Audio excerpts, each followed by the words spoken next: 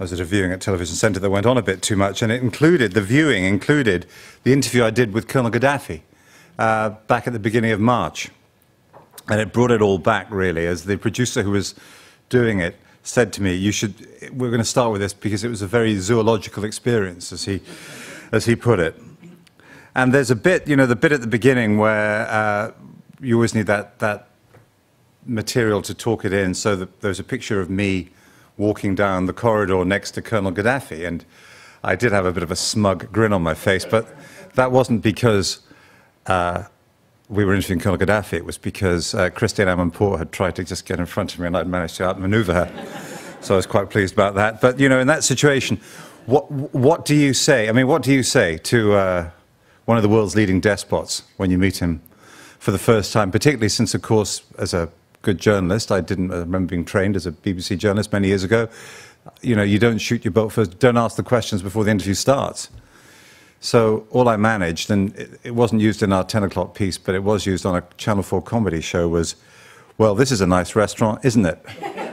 And I didn't quite get to the point of asking him about the tagliatelle and whether it was al dente enough, but the thing is about Gaddafi, I thought then when I met him, was that he wasn't mad, but I did think he was very cunning. I felt he had a spring in his step because he was taking on the world, and that was a place at that particular time, because don't forget it was before the NATO bombing, before the no-fly zone, and he felt quite strong, I think, and I think he felt quite comfortable being in that position in a way that he hadn't been during his period of being in a rapprochement with the West. There was that time, you might remember a few years ago, when he appeared to speak at the United Nations, at the GA, and there was a big row before it. The pre-General Assembly story was all about where he'd pitch his tent. Donald Trump offered him his New Jersey estate. The neighbors complained. In the end, I think he had to find a bed at the residence of the ambassador. So, suddenly here was Gaddafi back with his back against the wall, fighting the world, and I think that's why he felt, he was full of beans that day. He was also surrounded by yes men. And it's only now, I think, become clear, in the course actually of interviews that some of our colleagues have done with prisoners in Sirte and in Misrata. Katya Adler went to interview Mansour Dow, security chief, and Gaddafi's driver. And what they say, and other reporters have found the same thing, was that he was very isolated, he was very out of touch. And, of course, we assumed, I think if anyone assumed about where he was, they thought that he would probably be maybe in a tent in the desert, the splendid majesty, the distance, the loneliness, the solitude, the solace of the Sahara. But, in fact, he was in a villa in Sirte in his last days. And on that final drive out, they weren't trying to escape. They were trying, apparently, to get to the valley where he was born so he could die there, because he knew he was going to die. In terms of the material, I mean, I think we got it about right in terms of the pictures that were used, but it was a very bloody and brutal event. It was a brutal event, and so it was appropriate to show this stuff. On the Arab Spring in general, and now we're getting on almost into the winter, it seems a bit strange to be still talking about the Arab Spring, but that's a phrase that has stuck. By the 11th of February, when Mubarak stepped down, there seemed to be a model about how to do an Arab revolution. You find a square, central square of the town, you occupy it, you try and push people in there, and essentially the rotten edifice falls. Something similar happened in Tunisia, something similar happened with a few complications in Egypt. And so immediately afterwards, there were similar kinds of events. I spoke to people in Libya who had been who were shot. Their demonstrations were shot at badly when they tried to occupy Green Square. We all know what happened at the Pearl Roundabout in Bahrain, and et cetera, et cetera. In Yemen, there are some significant squares as well. So there seemed to be this model. But I think from 11th of February, what started was the counter-revolution. They started pushing back. They realized, and I think Gaddafi realized it more strongly than any of them from the outset, was that if Mubarak made a mistake, it was he didn't use enough force soon enough. And that's what Gaddafi went on to do, and he's not the only one, of course, because we've seen in Syria especially, I'll talk about Syria in a minute, but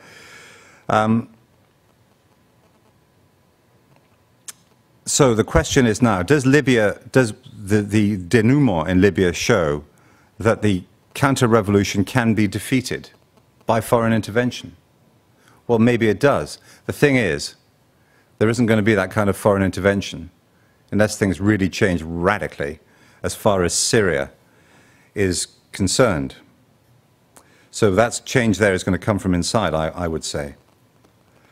It's to start with, when we were reporting this, you know, there was some, we were trying to tease out the connections, and clearly there are similarities. And you know, I remember in the last few years, sometimes if people use the phrase Arab world, there'd be some who'd sneer at it and say, there's no such thing as an Arab world. They all, you know, it's disunited and it's different, and there's a shared language, and that's about it. But actually, I think this year has shown that there are quite important connections. But what the year has also shown is that there are many differences as well, and that local factors really play very strongly. But there's some things that are in common throughout the region. 60% of the population under the age of 30. That's a very important agent for change, because essentially what it means is that there's this big bulge of people, in some cases teenagers and 20-somethings, being ruled by octogenarians who have decided that the system as it exists is not giving them what they want. It cannot satisfy their needs. So as a result of that, I think that's one of the strongest things that says to me that the clock is not going to be turned back. It is not going to be turned back. Things are changing. This process of change is continuing. It's not going to happen overnight. And, you know, back in February, again, we were maybe thinking of, my goodness, if all this has happened in January and February, what on earth is it going to be like by about June? Well, it's proved to be a little bit more friction, a bit more complicated than we thought, but that process continues. And I think if you look back through the year, back to January, there still has been an extraordinary change in an area which appeared to be politically moribund, if not stagnant, for many years. Here's an interesting sentence which I'd like to read you, a quote from Samir Kassir, who was a journalist in Lebanon who was assassinated. And this is, he wrote this a few years ago. He was assassinated in 2005, wrote it a few years before that. The Arab people are haunted by a sense of powerlessness to suppress the feeling that they are no more than a lonely pawn on the global chessboard, even as the game is being played in your backyard. I think that's, if you think about those kinds of feelings in people, this feeling of powerlessness, this is one thing that I think has made these processes of change, these revolutions, so intoxicating for people, the feeling that they're doing it for themselves. That it's not just as well about getting freedom, however that's defined, it's a sense of justice as well. It's a sense that fairness, they might be able to change the playing field, that make things fairer than they have been, and they might benefit from that. One thing, too, the last few months has shown is that existing conflicts in the region, of course, of which there were already many, have meshed, sometimes in a very uncomfortable way, with the process of change which we call the Arab Spring.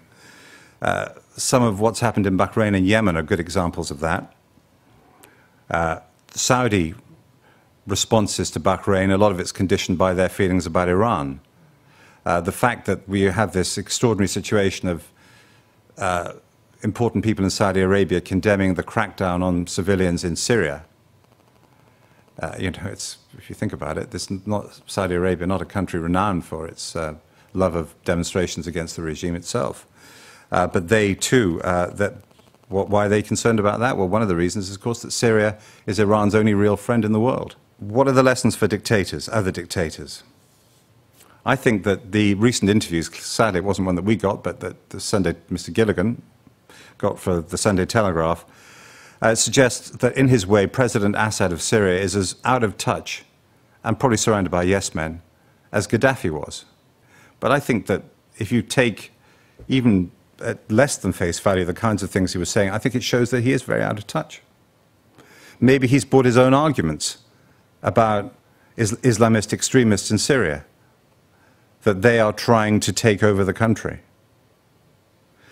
What he should listen to, I think, are the chants in some demonstrations calling for his execution, and view that video of Gaddafi's last humiliation and his death.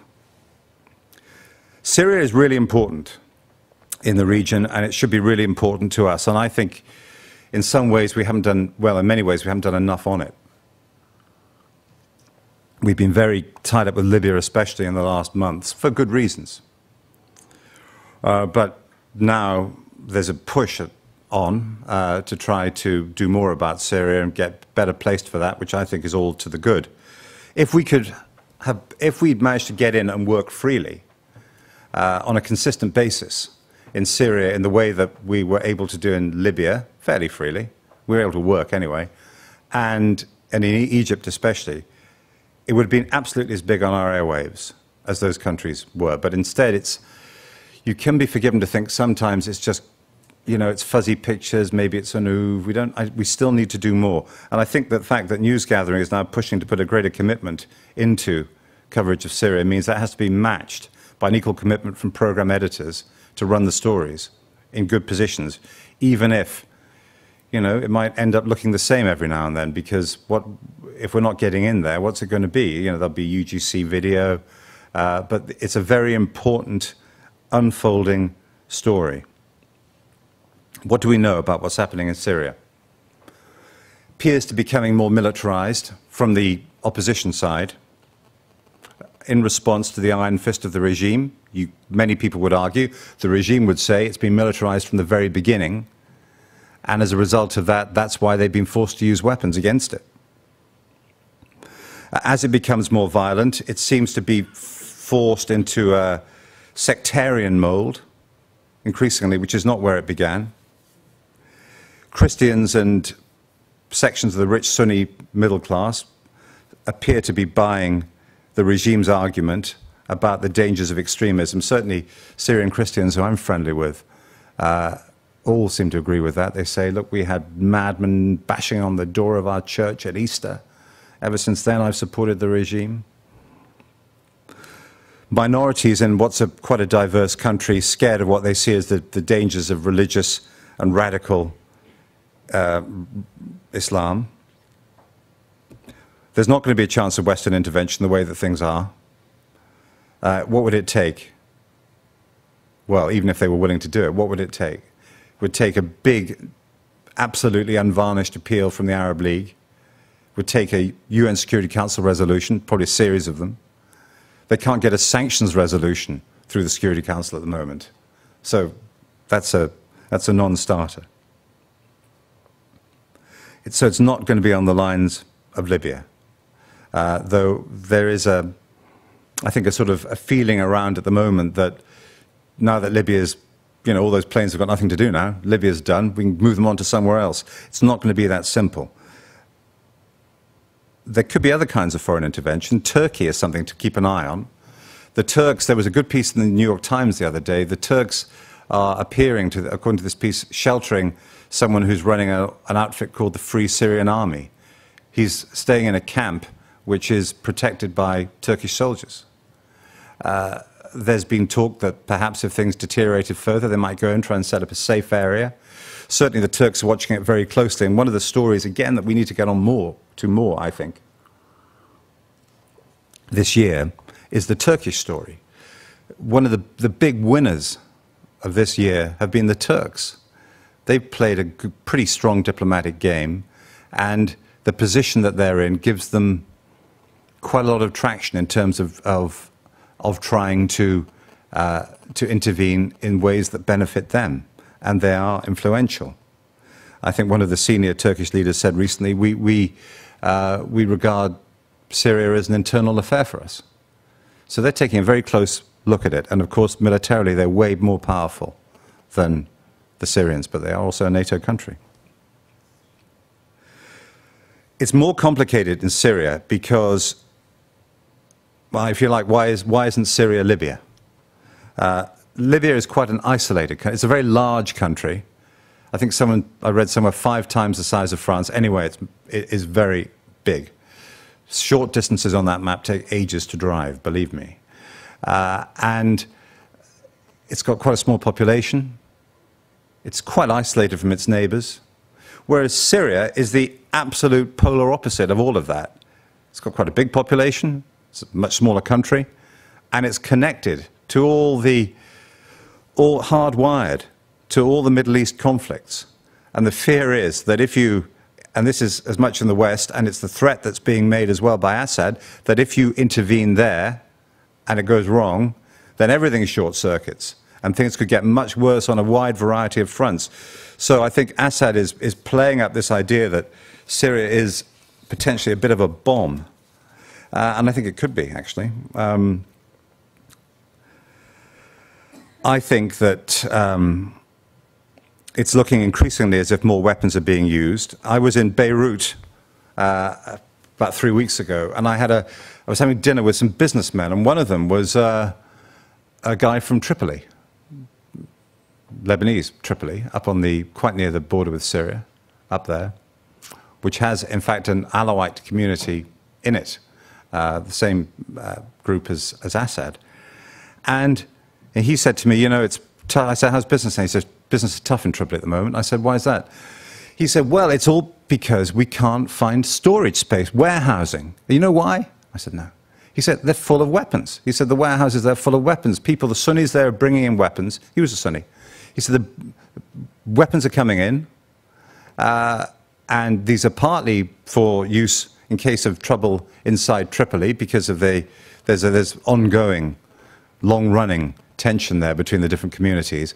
But also, he said, the weapons are being funneled into Syria. I've been onto him saying, can we go to some of these warehouses? But funnily enough, we haven't got very far with that particular part of the story. So I think that small anecdote tends to back up the idea that it's moving closer to being a militarized, perhaps eventually a civil war, perhaps a sectarian civil war. There are signs, and I'm grateful to our intrepid producer and reporter in Damascus, Lina Sinjab, for some of these more up-to-date things, because I haven't been there for a while. And recently, in an email from there, she made the point, she said there are signs internally that Bashar is losing support. May look like a stalemate because the regime can't break the uprising, and the uprising can't unseat the regime, but salami slices are coming off, I think, essentially is what she was saying.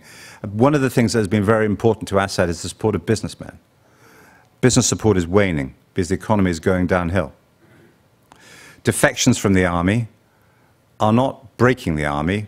There's this very strong core of loyalty in the security forces to Assad, not least because I think a lot of the Alawites within the security forces know that if he goes, they go. But it is significant enough for defectors now to be claiming that they are killing members of the security forces. Now, as I said, the regime has been suggesting from the outset that that's been going on, but now, and the opposition, people involved in peaceful demonstration, of which there are still many, have always denied that. And the evidence tends to say that while it might be going on, it hasn't been going on nearly as much as the Assad regime has been saying. But now these defectors are essentially boasting about it and saying, look, we're hitting back. We're killing 9 people here and a few others there. So I think that Syria could well be the story of next year. That could be next spring's big story in Syria. Back to Libya. Can Libya make it? Now we're in post-Gaddafi world. Can they make it to the land of, well, if not, I mean, one of the illusions from the beginning, I think, which some commentators or people in the West, in the press and so on had, was that somehow these countries might become Sweden or the Netherlands. You know, clearly it was never going to happen. But can Libya become, could Libya have an election seemingly as fair as the one that they've just had in Tunisia? It might be harder for them than it was for the Tunisians, but they do have some big pros in Libya. And in fact, I was talking to a senior British diplomat there who said to me, look, I think they've got a better chance than Egypt, is what he said. Why? They've got a lot of money. It's a rich country. The old regime, there's no fear of old regime holdouts there. The old regime has been smashed. Small population. And compared to Syria, while there are differences within it, ethnic differences among others, tribal differences, it's relatively homogeneous compared to the likes of Syria. But the cons, no tradition of democracy or free politics. There are militias, dozens, hundreds of militias, reported in the Telegraph today about a shootout at the hospital in Tripoli between two of them. Possibilities maybe of a guerrilla war from regime survivors. I wonder about that. Who organizes it? And I think that depends somewhat on how those people are treated. Will there be a process of national reconciliation? As for Egypt, I was speaking to one friend of mine there who was involved in the demonstrations, and she said, look, the place is becoming a nightmare. It's a nightmare at the moment in terms of what's happening. There are a lot of cons in Egypt about things getting worse there in terms of difficulties of having a free and fair election, difficulties of having civil peace, sectarianism very sharp, economic disaster at the moment, a very large population and not enough money. We'll know better after the election, which is the 28th of November, the first round, which John Lyon tells me could be the first of 13 rounds, I think, of this particular poll. So I don't think I'll be there for every one of them, but we'll certainly do the first and maybe the last and few in between. Will those revolutionaries in Tahrir Square get the fruits of their revolution? Possibly not. Possibly because they haven't managed to organize themselves all that well into political parties.